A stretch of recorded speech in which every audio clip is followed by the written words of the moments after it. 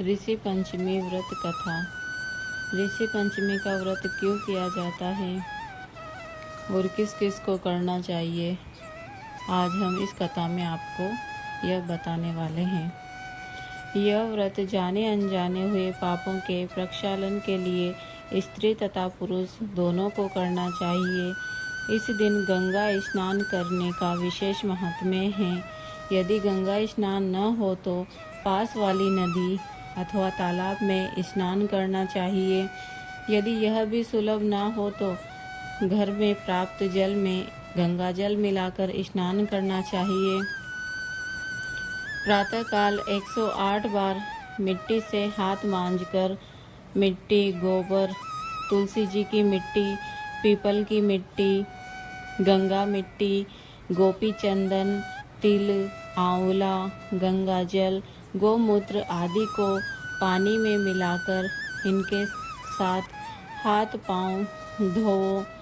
108 पत्ते सिर पर रखो। 108 बार घंटी से नहाओ। नए कपड़े पहनो। गणेश जी का कलश, नवग्रह तथा सप्त ऋषि अरुंधति की पूजा करके कथा सुनो।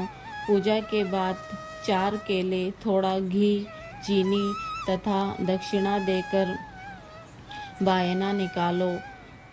इस पर हाथ फेर कर किसी ब्राह्मण या ब्राह्मणी को दे दो। एक समय भोजन करो। भोजन में दूध, घी, दही, नमक, चीनी, अनाज कुछ नहीं खाना चाहिए, केवल फलाहार ही करना चाहिए। ऋषि पंचमी की कथा इस प्रकार है। सिताश्व नामक एक राजा हुए हैं। उन्होंने एक बार ब्रह्मा जी से पूछा, पितामह, सब व्रतों में श्रेष्ठ और तुरंत फलदायक व्रत का विधान बताइए। ब्रह्मा जी ने उत्तर में बताया, राजन, ऋषि पंचमी का व्रत ऐसा ही है। इसके करने से सब पाप नष्ट हो जाते हैं। विदर्भ देश में उतंक नामक सदाचारी ब्राह्मण रहता था। उसकी पत्नी बड़ी पतिव्रता थी, जिसका नाम सुशीला था। उस ब्राह्मण के घर 2 संतानें थी, एक पुत्र तथा पुत्री। विवाह योग्य होने पर उसने समान कुलासीन वर को देखकर उसके साथ कन्या का विवाह कर दिया। देव योग से कुछ दिनों के बाद वह विधवा हो गई। दुखी ब्राह्मण दंपति कन्या सहित गंगा तट पर कुटिया बनाकर रहने लगे। एक दिन कन्या सो रही थी कि उसका शरीर कीड़ों से भर गया। कन्या ने सारी बात अपनी माँ से कही। माँ ने पति से सब कहते हुए पूछा, हे प्राणनाथ, मेरी साध्वी कन्या की यह गति होने का क्या कारण है?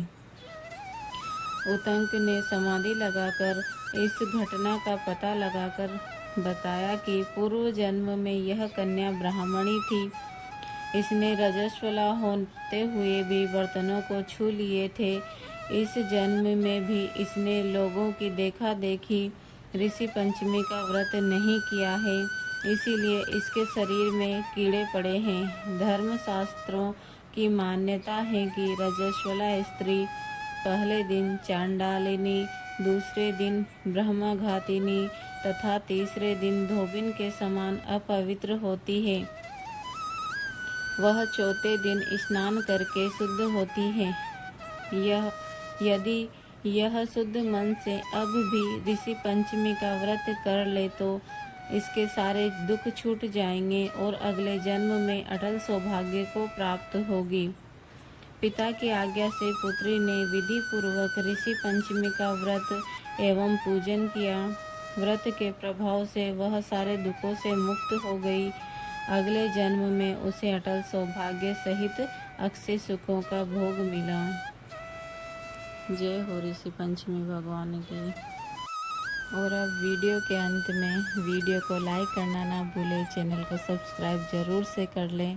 जय श्री राधे कृष्णा।